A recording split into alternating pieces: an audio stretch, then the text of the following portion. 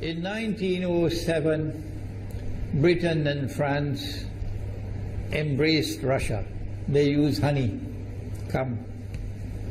in a triple alliance, Britain, France and Russia. And the honey that they used to trap Russia was that if we win the war that's coming with the Ottoman Empire, you will get Constantinople, which is what Russia wants. But they promised Russia one thing through the front door, and they took it back through the back door, like what they did to the Arabs. These are people with PhDs in deception. If they tell you that the sun is shining, don't believe them. Go outside and look up in the sky, see whether the sun is shining. When the Russian army had fought in the First World War and had suffered the most losses, the brunt of the kill were Russians. And they were now winning the war. And the Ottoman Empire was collapsing. And the Russian army is only an arm's length away from Constantinople. They don't want Russia to get Constantinople. No. So what did they do? Russian Jews organized and executed the Bolshevik Revolution, which overthrew the Russian monarchy. They killed the Tsar and the whole family, overthrew the government, and took Russia out of the war. So the Russian army had to stop in its tracks and could not go to Constantinople. In other words, the Russian Jews stabbed Russia in the back. They did more than that. They brought communism. Communism is not Russian. These dum-dums don't understand that. Communism was created to destroy Russia. Why don't these dum-dums understand it? Communism is not Russian. Communism was created to destroy Russia, to destroy the Russian Orthodox Church. So they brought communism in the Soviet Union. And for the next 60, 70 years, this Zionist-created entity called the Soviet Union waged war on religion, waged war on the Russian Orthodox Church, killed the priests, closed down the monasteries and churches and so on. 60, 70 years. And then, when the appropriate time came and Israel came into being, it is this same Soviet Union which opened the doors for millions of Russian Jews to now migrate to Israel. If you go to Israel today, you might believe you're in Russia. So many people speaking Russian. These are the Russian Jews. And then the Soviet Union, 6 years after Israel came into being, did something strange and mysterious. Crimea is Russian territory. Crimea is a part of Russia. The Soviet Union decided to give Crimea as a gift to Ukraine. Why did they do that? The historians don't tell you. So let Imran tell you. They gave Crimea to Ukraine in order to stab Russia in the back one more time. Because if Russia loses Crimea, it will enhance Israel's security. The Russian Navy is based in Crimea. And there's a straight line from Crimea to Constantinople.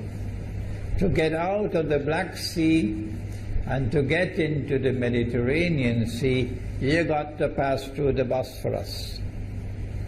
And the city of Constantinople is located right there on the Bosphorus. So they gave Crimea as a gift to Ukraine. They never bothered to consult the people of Crimea and get their consent. No. They never bothered to seek the permission of the Russian people. No. But Washington doesn't want to hear that. The foolish man who now sits in the White House of the United States, the foolish man who would like to pretend that he's a man of wisdom, he doesn't want to hear. But what are the rights of the Russian people? Were they not violated? Do they not have the right to correct Iran and recover the territory which was unjustly taken away from them on Israel's behalf? Obama doesn't want to hear that. It's inconvenient for them. But in this masjid, we will expose whether it's convenient to you or not. They did more than that. Not only did they give Crimea to Ukraine, but earlier on they gave eastern Ukraine. Eastern, part of it now eastern Ukraine was Russian. It was Russian. And the Soviet Union gave it as a gift to Ukraine. Why is it being given to Ukraine? Answer is that when the proper moment comes, the same people who brought the Soviet Union into being now have a method by which they can cause it to collapse. The method that they're using now in Venezuela, popular demonstrations, they did it in Egypt, they did it in Tunisia, they are masters of that. They did it with the Soviet Union. I used to think that the Soviet Union collapsed because of Allah's kindness. But I was wrong. No, it was the Zionists who brought down the Soviet Union because they didn't need it anymore. Like tomorrow they wouldn't need you anymore, Saudi Arabia. And they wouldn't need you anymore, Islamabad. When will you understand that? They'll just throw you to the dogs. You served them long enough. So they brought down the Soviet Union. Why? So that Ukraine might emerge as an independent state.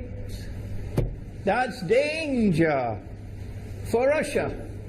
They prepared the way. And now Ukraine emerges as an independent state. So the rope is around Russia's neck now.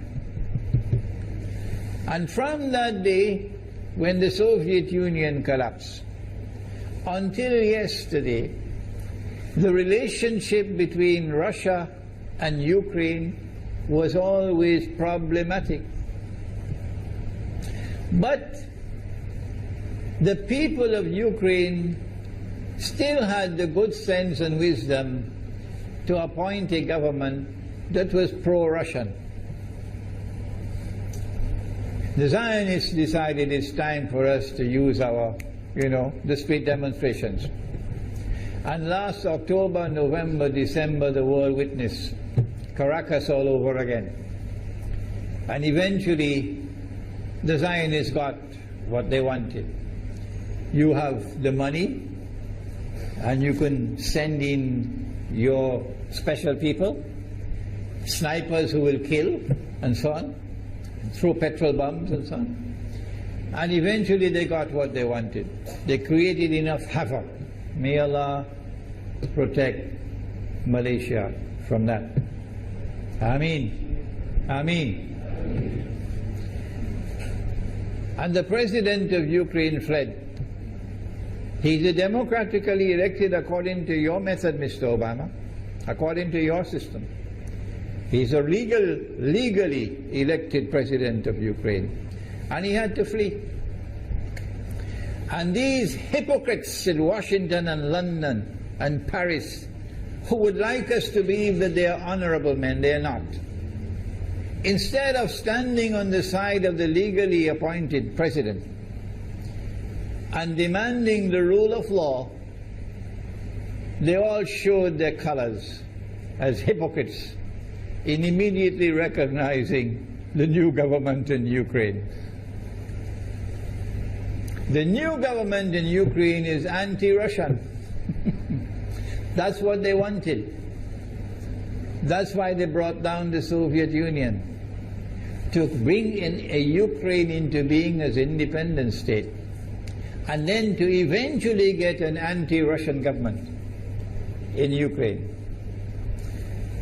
If by Allah's kindness Putin had not intervened and been so spectacularly successful, this is what the plan would have been. The new government in Ukraine would have joined NATO, and Russia could not stop it. And when the new government in Ukraine joined NATO, NATO will then send its armed forces into Ukraine. It could include nuclear weapons. Then Ukraine will pick a fight with Russia and decide that Russia must now vacate Crimea. Shut down your naval base. The rope is now tightened around your neck. Russia has to put its tail between its legs and withdraw its fleet, Black Sea Fleet, from Crimea. Russia is no longer a naval power. Crick crack, you finish. And Israel will celebrate. That was the master plan. But Allah planned, and Allah's plan was successful. And it is time for the Muslim world to recognize and to see, I cannot influence governments, so what can I do? Don't bother, you waste your time with governments. But the people can understand that this was Allah's plan. They planned, the enemy planned for so long, and at the last moment Allah intervened. And Putin was able to get the people of Crimea to vote in a referendum. And they voted 90-something% in favor of returning to Russia. They were a part of Russia, and they want to return to Russia.